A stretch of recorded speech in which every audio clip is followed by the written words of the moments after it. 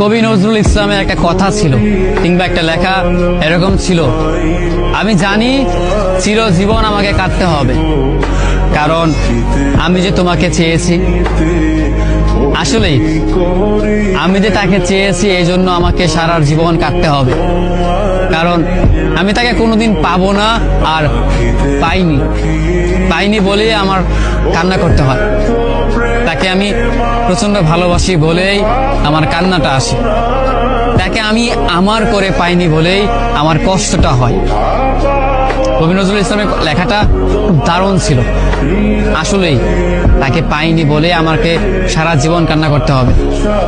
যদি সে আমার এই ভালোবাসাটা বুঝতো, আমার এই অসীম ভালোবাসাটা বুঝে আমাকে একটু বলতো যে আমি অন্যদের মতো কখনোই তোমাকে ছেড়ে যাব না, তাহলে বিশ্বাস করুন পৃথিবীতে হয়তো আমার চাইতে সুখী মানুষ আর কেউ হতে পারতো না।